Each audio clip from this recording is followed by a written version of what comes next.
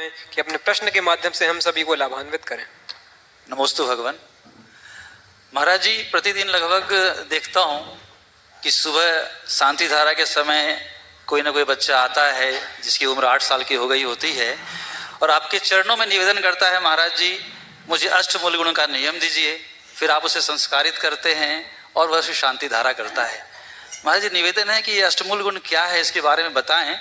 और साथ में यह प्रश्न है कि जिसे अष्टमूल का गुण का नियम नहीं है, क्या वह व्यक्ति भगवान के और गुरुओं के चरण छू सकता है? देखिए, अष्टमूल गुण जैनी होने के पहचान।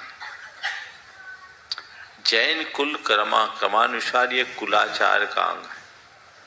मध, मांस और मधु का त्याग और इनके साथ बड़, पीपल, पाकर, उमर और कटुमर जैसे 5 उदंबर फलों का त्याग, ये सब मिलाकर 8 मूल गुण कहलाते हैं।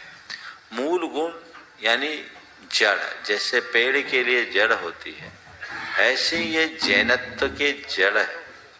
इसका तो प्रतिज्ञा पूर्वक त्याग होना ही चाहिए, और जो इनका त्याग नहीं किया, सच्चे अर्थों में वो नाम का जैन है, उसमें जैन जैसा कुछ भी नहीं। तो एकदम प्रारंभिक भूमिका है।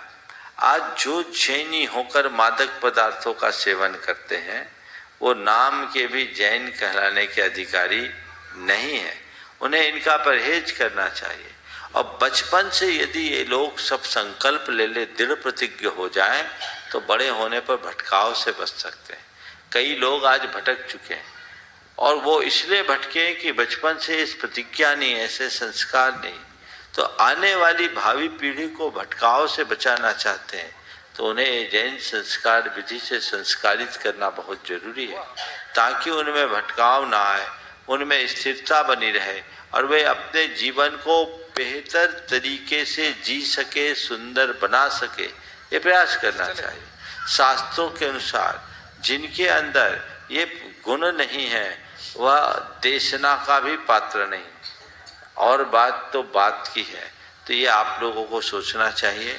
आप श्रावक हो, भगवान की वाणी को श्रवण करके उसके अनुरूप अपना आचरण तो बनाना ही चाहिए।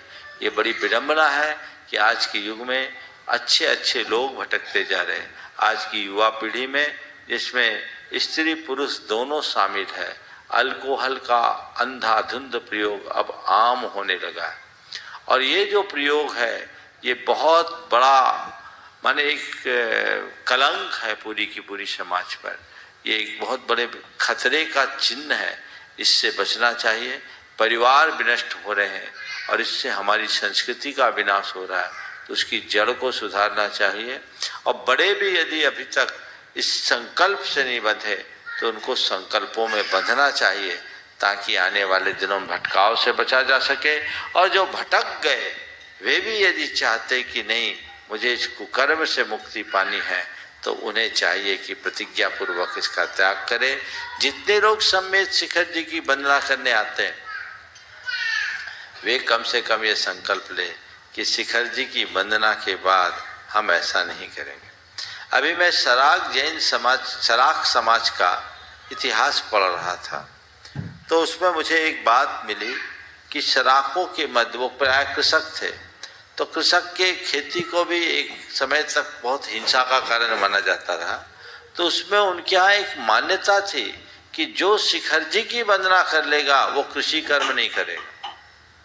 कि हमने अब शिखर जी की वंदना कर लिया, ये पाप नहीं करेंगे। अहिंसा के प्रति इतनी प्रतिबद्धता थी।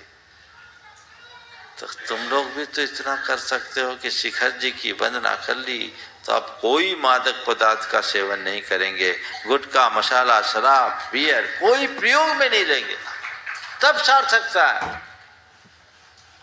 अब क्या बताऊं उन दुर्बुद्धियों को कि वंदना करते ही वहीं ठोकना शुरू कर लेते हैं।